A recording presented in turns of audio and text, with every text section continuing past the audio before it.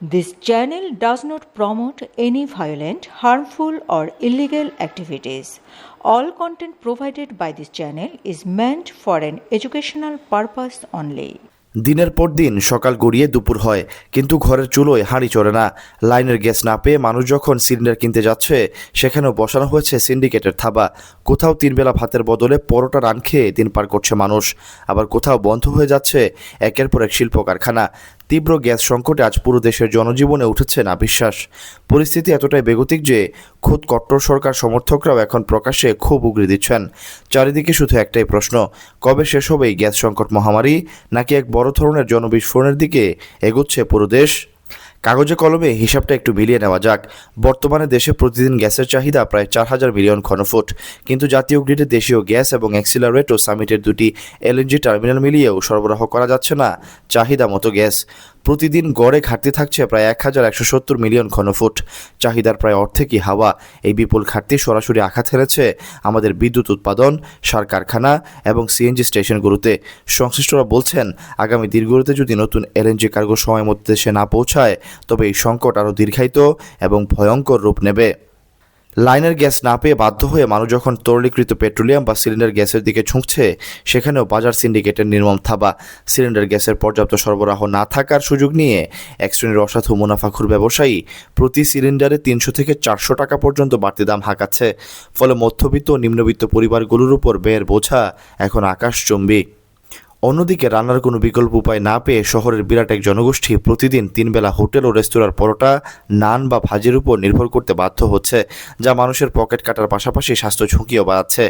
রাস্তায় সিএনজি চালিত অটোরিকশাগুলো ঘন্টার পর ঘন্টা লাইনে দাঁড়িয়ে গ্যাস না পেয়ে এখন দ্বিগুণ ভাড়া হাঁকাচ্ছে, যার সরাসরি প্রভাব পড়ছে সাধারণ মানুষের জীবনযাত্রায়।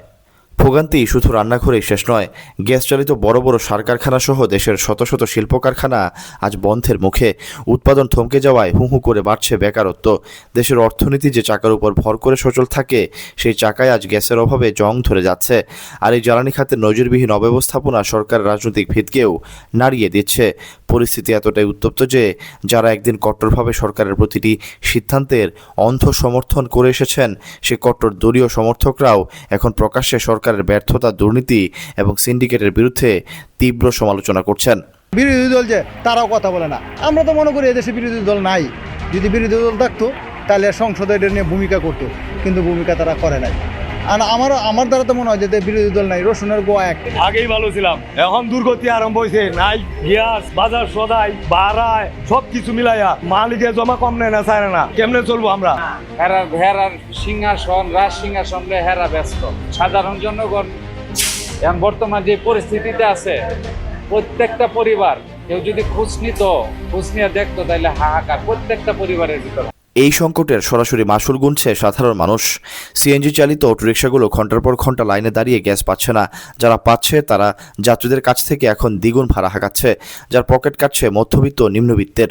অন্যদিকে গ্যাস চালিত বড় বড় সার কারখানা সহ দেশের শত শত শিল্প কারখানা আজ বন্ধের মুখে। গ্যাস সরবরাহ কবে নাগাদ স্বাভাবিক হবে তার কোনো সুনির্দিষ্ট বা নিশ্চিত আশ্বাস দিতে পারছে না প্রশাসন। শুধু অর্থনৈতিক ক্ষতিই নয়, এই তীব্র গ্যাস সংকট এখন বড় সামাজিক ও রাজনৈতিক সংকটে রূপ নিচ্ছে।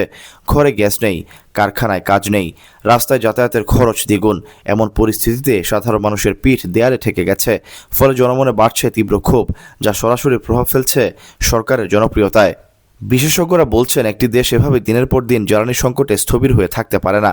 এলএনজি আমদানির দীর্ঘমেয়াদী পরিকল্পনা হোক কিংবা দেশীয় খনি থেকে গ্যাস উত্তোলনের জোরালো উদ্যোগ, সরকারকে এখনই নিতে হবে কার্যকরী পদক্ষেপ, নয়তো এই গ্যাস সংকট পুরো দেশকে এক গভীর অনিশ্চয়তার দিকে ঠেলে দেবে।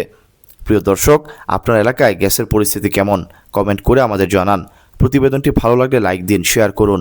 সমসাময়িক সমস্যা এবং জনদুর্ভোগ সংক্রান্ত সংবাদ পেতে আমাদের চ্যানেলটি সাবস্ক্রাইব করে বেল আইকনটি ক্লিক করে রাখুন। Syed Sakib, BNA news 24। আমার সোনার বাংলা, আমি তোমায় ভালোবাসি।